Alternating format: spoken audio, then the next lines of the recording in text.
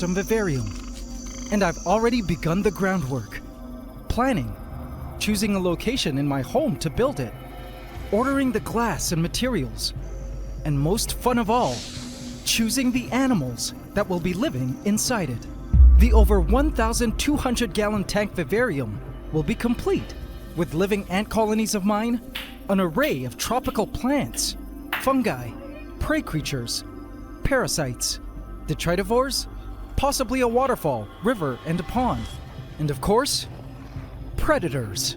I knew from the start of this project that in order to succeed in constructing this ultimate ecosystem vivarium, one of the prerequisites would definitely be having a good team of predators, because they keep populations of prey insects and animals from overpopulating. In nature, having a biodiverse score of predators in an ecosystem is a good indicator of a healthy ecosystem. And my, has Mother Nature crafted some supreme predators with such stunning diversity into the most surprising of shapes and the most adept of hunting techniques. And needless to say, I just love predators, and it seems the majority of you who are subscribed to and watch this channel also share a love for predators above all organism types in an ecosystem, based on a poll I ran this week. Now, I've been mulling over what selection of predators. Christoph, ich würde sagen, wir fangen diesen Dingens ab und gehen auf I build a giant cloud forest, rainforest. Okay, klingt gut. Weil da fängt die Serie ja erst richtig an. Yeah, let's do this. I actually did it. Let's do this! Thanks, Pally. Shut up, Scout. Ey, Christoph, noch, Dingens ist ja jetzt auch bald rum, Mörder-Drones. Mit Folge 8 wollen die meisten sagen, dass danach die Serie jetzt zu Ende ist. Glitch hat gesagt, die planen es zu 2 Seasons machen. Ja, aber die haben auch einmal, meine ich, gesagt, dass es die Ende sein soll. Aber ich hoffe, mit Gott, Digga, dass die eine zweite Season machen oder dass es da noch nicht endet, weil diese Serie war so geil. Aber die haben schon alle Charaktere, die ich geliebt habe, umgebracht. Toll. Wie? Es gibt schlimmere Charaktertoten. N. Ich glaube aber, N wird nächste Folge zum Super Saiyajin. Super, was? Super Saiyajin. Super Saiyan? Yes! Ich habe gedacht, du guckst kein Dragon Ball. Tu ich auch nicht. Hä, aber sowas kennt man doch, hä, Digga? Das ist wie Allgemeinbildung, Junge. Wenn man das nicht kennt, Digga, dann hat man irgendwas verpasst. Na, bleibst du mit der Video. Proud of the outcome. Within this over 1,000 gallon tank is my magnum opus. And in my heart, I feel it is one of the greatest things I've ever created in my entire life. I'm going to show it to you, but I must say, constructing it has been an adventure and a half, full of twists, turns, heartbreaks, and triumphs. But the utter biological beauty of it all made it worth the journey. In celebration of recently hitting 5 million subs on this channel, this new tropical world of ours, within glass, will serve us a very special purpose in the world of science. And I'll explain how it all came together in this crazy story of how I created a living, mist-breathing cloud rainforest within glass. Part 4 of my Ultimate Ecosystem series, which I dedicate to all of you. Welcome to the Ants Canada Ant Channel.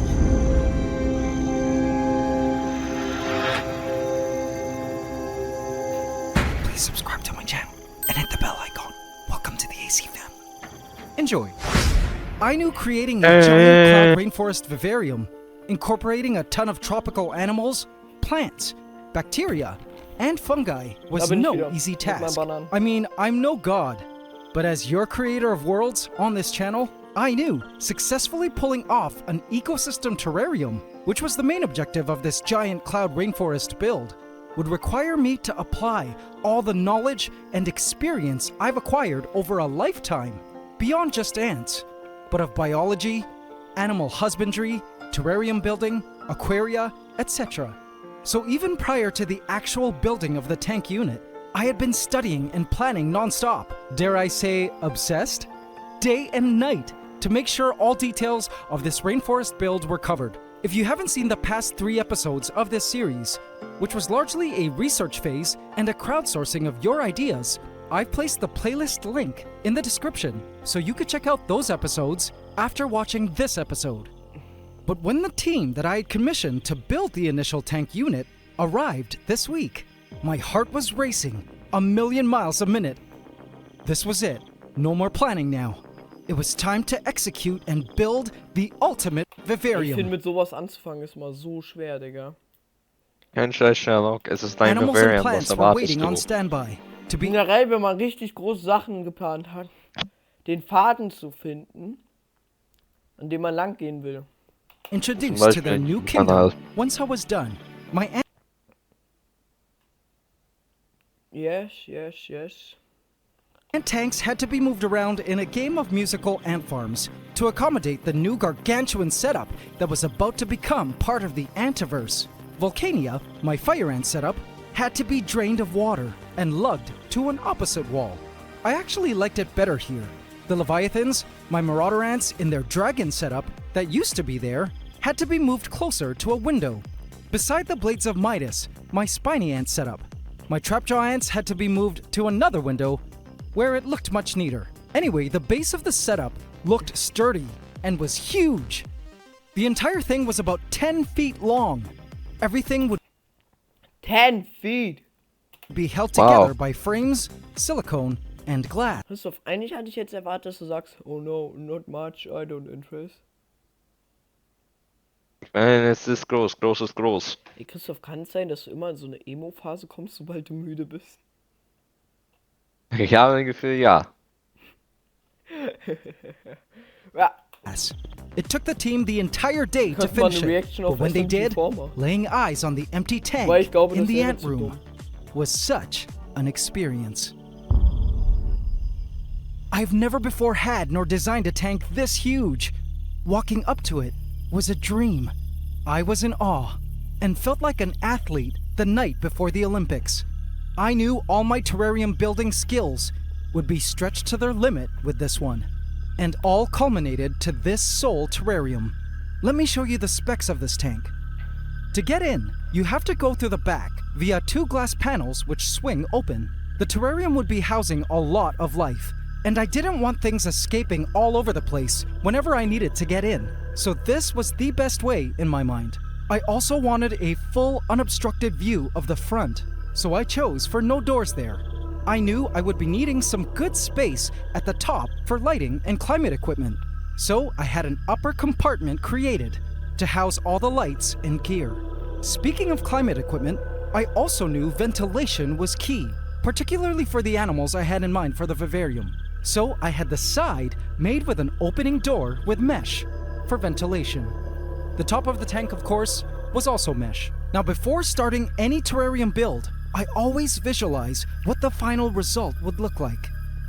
I began to trace the general shape of what I wanted the vivarium to look like in my mind. Bro, ich weiß gerade gar nicht, was ich I sagen even soll, drew aber a es ist sketch so several interessant. weeks ago of what I wanted it to look like. Ja, aber du wolltest doch einen Wasserfall und einen See und irgendwie einen Fluss machen, Digga. Ja, du kannst es gleich da auf der rechten Unterseite Ey. sehen. Da ist der Punkt. Ja, hier ist so kleines Dingens, aber For me, this visualization phase is imperative before actually building, because it would help inform all my aesthetic choices made during the building process, which you will see later. The tank was empty now, but I could see it, already done Christoph, wollen in wir my danach mind. auf Uvi Dandi oder so reagieren? Ja, klingt gut. Klingt gut. Ja, klingt gut.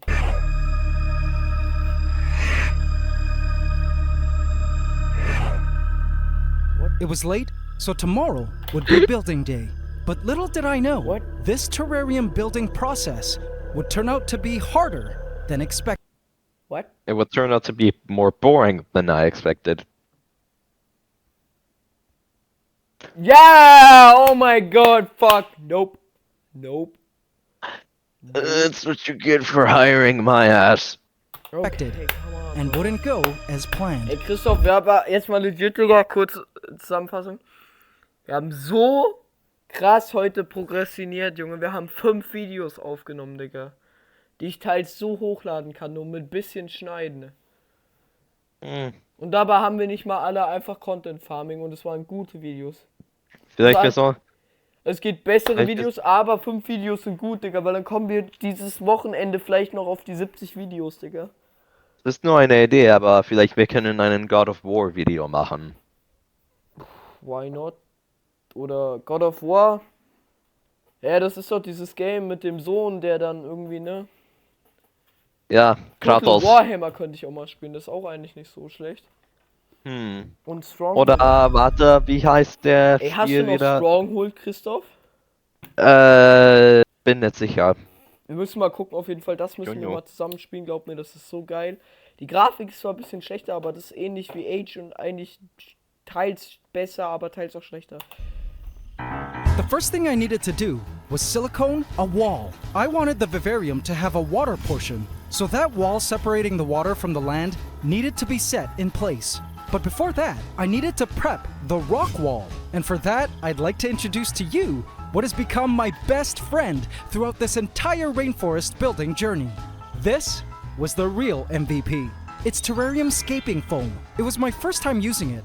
It's by a company named Dymax, hashtag not sponsored, but it's basically a biological safe glue for gluing tank decor in place. Ey, das ist so praktisch, weil ich habe damals, ihr müsst euch vorstellen, der Stiefvater von mir oder der Freund von meiner Mutter, der hatte ein Aquarium und der wollte halt noch eins bauen und wir hatten halt noch so ein Dingens und da wollten wir Molche und so ein Scheißrennen haben und der wollte halt so eine Landplatte bauen und hat dann da die Glasscheibe mit Heißkleber und Zeug festgeklebt und allem möglichen. Wir haben lange getestet, wie das funktioniert. Wir haben das dann versucht auszubauen langsam und das Ding ist halt gekracht und da hat nicht funktioniert. Deswegen haben wir am Ende das dann wieder aufgeben, leider. I decided to give it a try and began to use it to glue sphagnum moss to the back of our rock wall.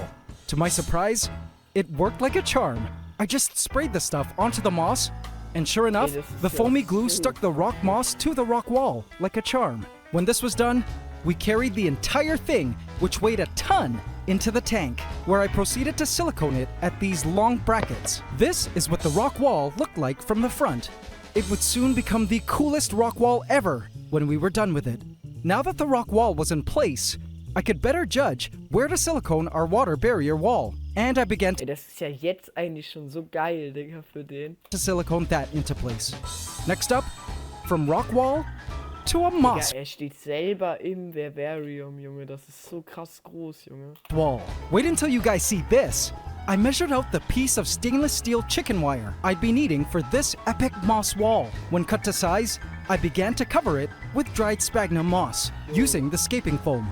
When it was done, I set it in place. And guys, now for the real star of this terrarium build, the tree stump. Oh man, now when building a terrarium, I always choose one item to be the main star of the show, so to speak. A tree stump.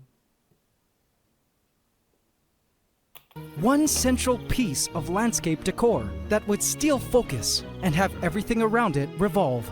The star for this tank was this tree stump. In my initial sketch idea, the main star in my mind would be the branches. So for weeks, I kept my eyes open for some interesting looking branches to play that role. That was until I spotted the tree stump. It was in my neighbor's front yard, and I drooled when I saw it. I asked my neighbor if I could have it, seeing as it was already dead and was useless. And to my surprise, he said yes. We had to chop it from the ground. The thing was massive, so massive that it actually didn't fit in Christoph, siehst du, man kriegt manchmal alles, was man braucht, Digga. Christoph, bist du noch da? Christoph? Christoph? Christoph? Leute, wo ist Christoph? Are you even there? Bruder Christoph.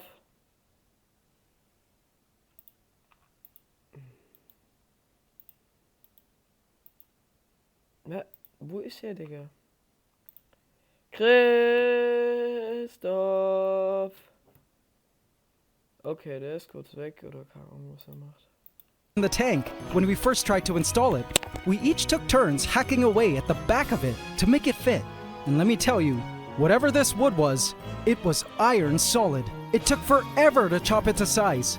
Once amply chopped down, we lugged the unwieldy stump into place. The idea was to have it sit a bit higher, so I had a wooden stool ready to become its great throne within the setup. Then I wanted the tree stump to be tilted to the right and leaned up against the moss wall, holding the moss wall in place. And there it was. King, with its attractive mossy cape, ready to steal the show. I siliconed one side of the moss wall into place and allowed the entire thing to dry overnight. I also siliconed the other side of the water wall. And that was the end of day one. All silicone needed to dry now before the next step. But little did I know, life would throw an unexpected wrench into our great terrarium building plans.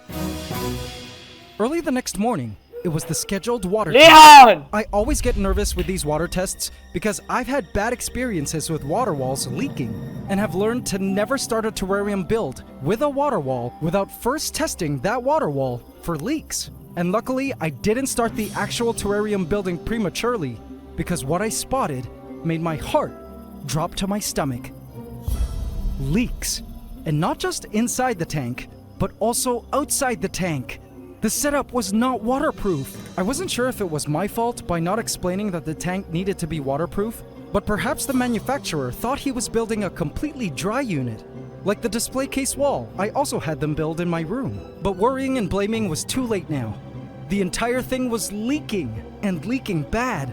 I spotted where the leak was. It was an unsiliconed corner. So I removed the water and re-siliconed everything including that corner, as well as the inside and the outside of the water portion. Leon! It was good that we spotted the problem, but I had lost a day as we would need to allow the silicone to dry before proceeding with a second water test. The next day, I proceeded with the water test. When it was full, I was happy to see that there were no leaks. I placed a tape at the watermark and would have to check back in a few hours to verify that it was indeed leak-free. I came back in a few hours, and this was what I saw. Okay, a little leak outside the tank. Inside, no leak, which was good. But there was still a leak somewhere. So once again, I drained all the water out and went in again to silicone a massive band this time over all joints, corners, and edges. My guess was that the silicone the company used was not for aquarium use. I've made this error in the past. If any of you guys are building your tanks, be sure to get silicone for aquariums. While waiting for the silicone to dry, I used this time to do things like clean the glass, as I knew the moment I started landscaping, it would get harder and harder to properly get in to wipe the glass. The next day, I was ready for the third leak test. Overnight, I had sucked up all the trapped water in the brace using paper towels. This was the moment of truth. So many items, tank decor, and plants were waiting on the sidelines for the moment I was ready to build, and I had hoped it would be today. I watched the paper towel like a hawk as the water began to fill up. When the tank was full, I checked the paper towel. No drip. It was dry, and this continued for the next several hours, which to me meant we had passed the leak test, which also meant that now the real fun was about to begin. Whoopee! First, we needed a drainage layer. I used lava rock, and a lot of it. I also used pebbled back to gravel rocks, and spread bro. it throughout the tank floor. The purpose of a drainage layer is to have a place for water to sit while not having to waterlog the soils, which can be harmful to some plants, can drown important soil creatures, and produce anaerobic spots, which can be toxic for life. Next, charcoal. This is the carbon agent I would be using to absorb impurities. It also helps reduce odors that can develop over time in a terrarium, a must-have for our rainforest world. Next, pieces of rotting wood. This would help in giving the soil structure, provide nutrients to the soils, and act as a food for a number of soil creatures. I also added some large decayed leaves for a similar purpose. Finally, it was time to add soil. I ended up using 10 bags of soil. Now we want to give the plants within our vivarium the best chance to thrive. So within this bag was the most potent of stuff. Poop from my goat Billy, aged for a few months, mixed with decayed leaves and grass. It stank, but once the stuff starts breaking down and releasing its nitrogen-rich compounds into the soils, our plants would rejoice and truly live their best lives. I then added a layer of leaf litter for more nutrients. Yeah, let's go! And more soil. And once the ground medium was set, it was now my favorite part, landscaping and planting. I started with the moss wall. Though the moss wall was dead, my vision for this moss wall was for it to be alive with plants growing on it. So I cut holes into the wall to accommodate various plants in pots, or stuck directly onto the moss epiphytically. When that was done, I began to work on planting the main tank. This process was a lengthy one and consisted of grabbing the supporting actors of the show, i.e., these asparagus ferns, which I love, and you'll see why when it's all finished, and rearranging them around until I was satisfied with the general look and shape they formed. Once that was done, I proceeded to continue adding, rearranging, and testing out the look of various other plants and decor. As you can see here, I start with larger items first and make my way down to smaller items. I find it easier to work that way. What made this terrarium build extra challenging was that instead of working from above, like I would any ordinary smaller tank, I needed to work blindly from the rear of the tank, then walk around to the front to see what I had done. I took a break from landscaping to start grouting the bottom of the water area. I did this so that in case water creatures that like to burrow did their thing, I wouldn't see glass at the bottom. Next, more soil, and another moss wire piece here. This time, instead of a wall, it would form a cool mossy hill. More landscaping and decorating. Now, a lot of this was intuitive. I've been terrariumscaping for animals since I was a young boy, so I had a lifetime of experience behind me, helping me decide what fit, what plant was too big, what shape of leaf might make it stand out, or complement another plant beside it. It takes some practice. But if you want some terrariumscaping advice, I suggest studying aquascapers, hobbyists who design aquariums, particularly using Japanese or Indonesian techniques and styles. Even though it's for fish and not land terrariums, in my opinion, aquascapers do nature tanks the best. It also helps to have someone else come in with fresh eyes to give some honest feedback about what looks cool and what could use some adjusting. I continued to scape well into the night. The next morning, I got straight to work on vines. Vines, oh vines. I've never had a tank large enough to incorporate real vines, but I've always wanted to. Now was my chance. I collected these vines, which are actually air roots, from a banyan tree in my neighborhood. I always felt they looked awesome and was happy to give them a try in our tank. Now I thought situating vines in an aesthetically attractive manner would be easy, no different from arranging branches in a terrarium. But let me tell you, I was wrong. Arranging vines in a pleasing and natural looking way was hard. It took me the entire morning and afternoon to come up with a vine configuration that looked natural and would be an effective climbing space for arboreal animals. When that was done, it was time for finishing touches. Almost done. Time to add gravel to the water area, then water, then stick moss onto the rock wall. And after a total of 5 whole days of working on this tank, this was what the final result looked like.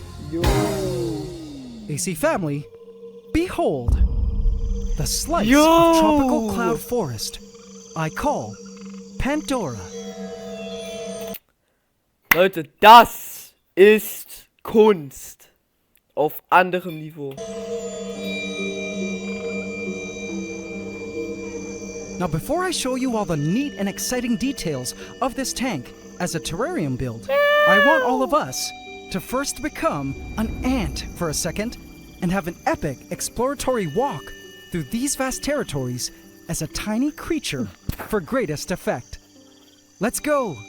Pandora is a magnificent tropical and humid paradise for any jungle creature that might have the chance to walk its mossy soils.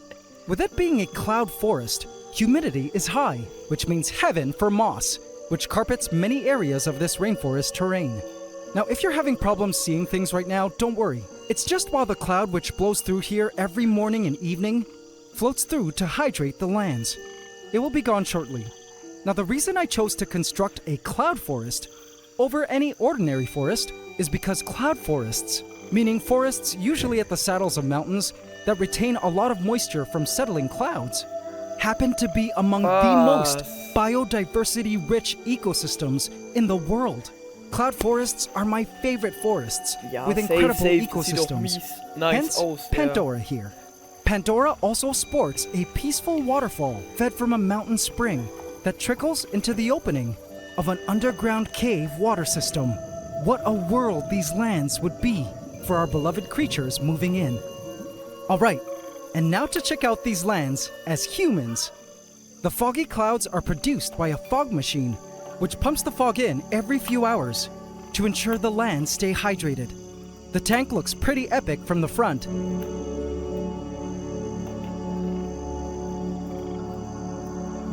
This is my favorite angle of the tank. And check out the back. I just couldn't stop staring. Have a look. Ja, stimmt. It's insane Das hat er in wenigen Tagen gebaut, Leute. Das ist eigentlich krass. to watch and look super real with the clouds.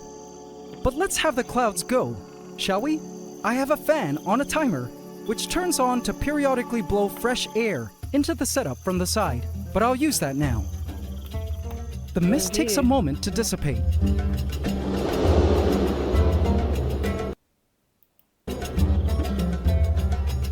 And voila! Behold Pandora after the fog clearing. What do you think? Wartet mal kurz, Leute.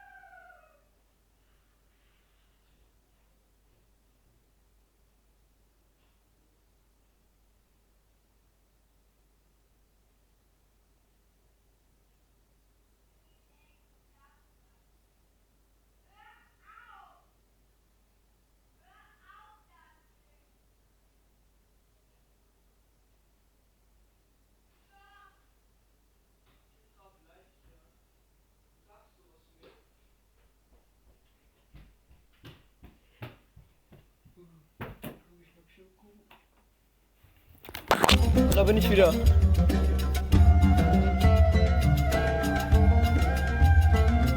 So let's start with the underground river cave opening. It's stocked with floating water lettuce, mosses, and fed, as mentioned, from a trickling waterfall from our mossy and ornately planted rock wall.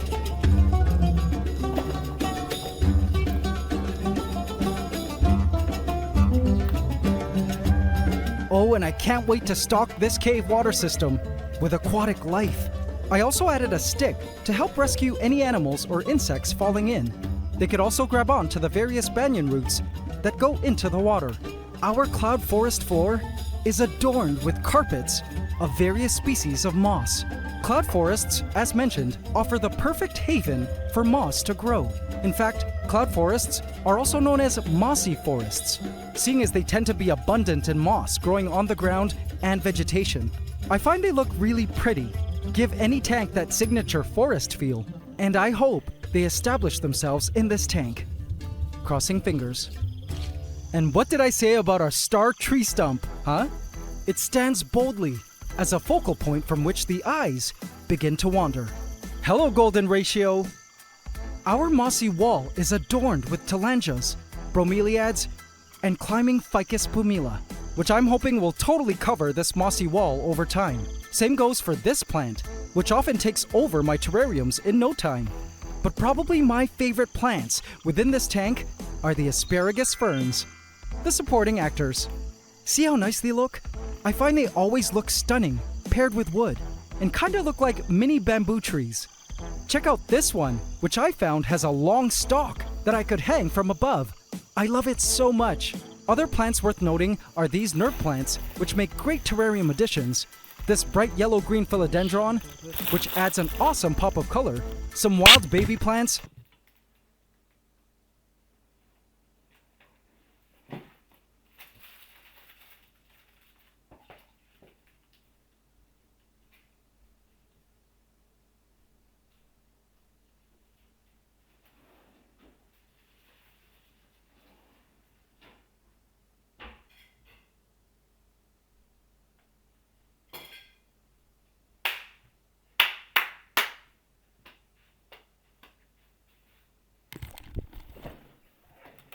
Which were growing from a clump of dirt that I found in the forest in my yard. Not sure what species they are, but we'll see. And clumps of Spanish moss, which hung beautifully from the canopy above. Which brings us now to the vines. Oh, the vines. Took forever to get them to look just right. They entangle through each other high above the lands. There's a UV and heat basking spot for any reptile requiring sunlight. But my favorite are these banyan tree air roots. Have a look at them. I love the look of the air roots. They add such a cool aesthetic to our tropical rainforest. They're like nature's curtains. Check out the view from this side. Doesn't it look like a true slice of rainforest? I can honestly sit here for hours staring. Terrariums are so therapeutic. Safe. Now I made sure that there were lots and lots of places for animals to hide, find homes, explore, etc. that offer differing microclimates than the main living area. Let me show you. Behind the mossy wall is mostly space, so creatures can make their way back there and hide if they want. It's also quite humid back there too. I also allowed for the formation of an underground cave beneath the wooden stool on which the tree stump sits. I attached the rock wall using long brackets so that creatures could wedge themselves into the soft, tighter mossy areas behind the wall, if they so chose. And my personal favorite, this neat cave, which leads into a huge, darkened dome beneath this moss hill. There's actually a lot of shadowy places and niches creatures could retreat to and occupy. Places for creatures to hide and get away would be important once the various animals begin living together. And AC family, that was when I spotted a tiny movement. Do you see it? A tiny jumping spider dangled from a thread of its lifeline silk. It looked around these vast lands in awe. I bet it was introduced here through one of the plants. Hello, little guy. Welcome to Pandora. He would have a feast of insects to eat very soon. But I think he could feel a slight change in the air and that something major was coming. the humid clouds were rolling in again. And AC family, we've already seen the cool clouds of our cloud rainforest, but it wouldn't truly be a rainforest without rain. Pandora's tropical montane climate consisted of frequent rain drizzles. Before scaping, I made sure to outfit the entire setup with an irrigation system. I also had to modify the nozzles a bit, so the rain produced would better mimic an actual cloud rainforest shower, falling lightly as a sort of mist, but also as droplets falling from the tall trees high above the canopy. The raindrops fell magically onto our precious clumps of moss below. I love storm watching, and I just loved watching it rain within our cloud rainforest kingdom of Pandora. And that, AC family, was how I built a giant cloud rainforest within glass. What do you guys think of it? I have honestly been staring at it non-stop since it was built yesterday, and I felt honored to have such a stunning slice of nature that we could look into and Junge, das ist so cool, Digga. Und das ist ja nur der Anfang der Serie, Junge. Es hat noch nicht mal richtig angefangen, er hat noch nicht mal die Tiere reingemacht. Diese Serie wird noch so geil. visit anytime we wanted within the Antiverse. It made me come to better appreciate the magnificence, the design, the complexity of the natural world and climate. Speaking of climate, I also plan on changing the frequency settings on the fog and rain to mimic the natural wet and dry seasons through the year. I think it would be interesting to see how the inhabitants within Pandora react to these changes. But guys, this brings me now to the best part. This vivarium, of course, was incomplete. It already had a tiny spider, but I've been waiting for this very moment for literal months. Now that all the flora of our vivarium was in place, it was time for the next step of our ultimate ecosystem vivarium building process. You guessed it, AC family. It was time to add the fauna.